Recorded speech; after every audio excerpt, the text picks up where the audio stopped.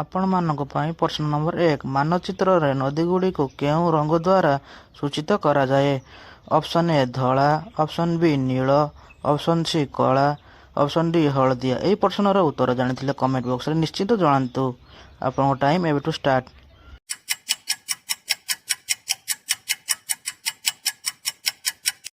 ଏହି ପ୍ରଶ୍ନର ଉତ୍ତରଟି ହେଉଛି ଅପସନ୍ ନମ୍ବର ବି ନୀଳ। ଆପଣଙ୍କ ପାଇଁ ପ୍ରଶ୍ନ ନମ୍ବର 2 ନିମ୍ନଲିଖିତ ମଧ୍ୟରୁ ଭାରତର ପ୍ରଥମ ରାଷ୍ଟ୍ରପତିଙ୍କ ନାମ କ'ଣ? Option number A Subhash Chandra Bose, option number B Jawaharlal Nehru, option number C Venkaiah Naidu, option number D Rajendra Prasad. ଏହି ପ୍ରଶ୍ନର ଉତ୍ତରଟି ଜାଣିଥିଲେ କମେଣ୍ଟ ବକ୍ସରେ ନିଶ୍ଚିତ ଜଣାନ୍ତୁ। ଆପଣଙ୍କ ଟାଇମ୍ ଏବେଠାରୁ ଷ୍ଟାର୍ଟ।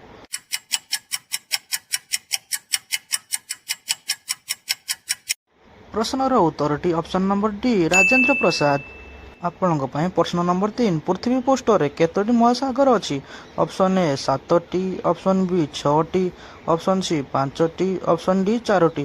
ଏହି ପ୍ରଶ୍ନର ଉତ୍ତରଟି ଜାଣିଥିଲେ କମେଣ୍ଟ ବକ୍ସରେ ନିଶ୍ଚିତ ଜଣାନ୍ତୁ। ଆପଣଙ୍କ ଟାଇମ୍ ଏବେଠାରୁ ଷ୍ଟାର୍ଟ।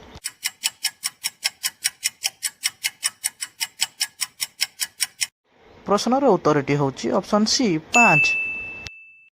ଆପଣଙ୍କ ପାଇଁ ପ୍ରଶ୍ନ ନମ୍ବର 4 କେଉଁ ମହାସାଗର ଗୋଟିଏ ଦେଶର ନାମରେ ରଖାଯାଇଛି? ଅପସନ୍ ନମ୍ବର ଏ ଦକ୍ଷିଣ ମହାସାଗର, ଅପସନ୍ ନମ୍ବର ବି ପ୍ରଶାନ୍ତ ମହାସାଗର, ଅପସନ୍ ନମ୍ବର ସି ଆର୍କଟିକ୍ ମହାସାଗର, ଅପସନ୍ ନମ୍ବର ଡି ଭାରତ ମହାସାଗର।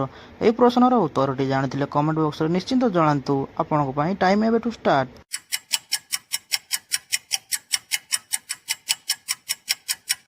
ପ୍ରଶ୍ନର ଉତ୍ତରଟି ଅପସନ୍ ନମ୍ବର ଡି ଭାରତ ମହାସାଗର। ଆପଣଙ୍କ ପାଇଁ ପ୍ରଶ୍ନ ନମ୍ବର 5 ଗୋଲାପ ଫୁଲ କେଉଁ ଦେଶର ଜାତୀୟ ଫୁଲ ଅଟେ? ଅପସନ୍ ନମ୍ବର ଏ ଜାପାନ, ଅପସନ୍ ନମ୍ବର ବି Bharat, option number C England, option number D America. ଏହି ପ୍ରଶ୍ନର ଉତ୍ତର ଜାଣିଥିଲେ କମେଣ୍ଟ ବକ୍ସରେ ନିଶ୍ଚିତ ଜଣାନ୍ତୁ। ଆପଣଙ୍କ ଟାଇମ୍ ଏବେଠାରୁ ଷ୍ଟାର୍ଟ।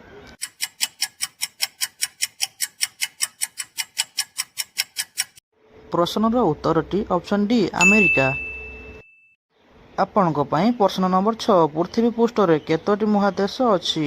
ଅପସନ୍ ଏ 4ଟି, ଅପସନ୍ ବି 6ଟି, ଅପସନ୍ ସି 5ଟି, ଅପସନ୍ ଡି 7ଟି।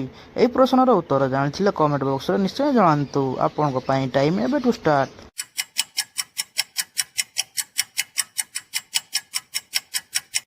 ପ୍ରଶ୍ନର ଉତ୍ତରଟି option number D 7।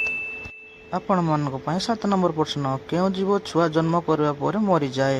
Option number ଏ ଏଣ୍ଡୁଅ, ଅପସନ୍ ନମ୍ବର ବି ପିମ୍ପୁଡ଼ି, ଅପସନ୍ ନମ୍ବର ସି ପ୍ରଜାପତି, ଅପସନ୍ ନମ୍ବର ଡି ବିଛା। ଏହି ପ୍ରଶ୍ନର ଉତ୍ତର ଜାଣିଥିଲେ କମେଣ୍ଟ ବକ୍ସରେ ନିହାତି ଜଣାନ୍ତୁ।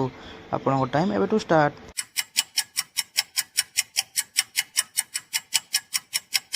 ଏହି ପ୍ରଶ୍ନର ଉତ୍ତରଟି ଅପସନ୍ ଡି ବିଛା।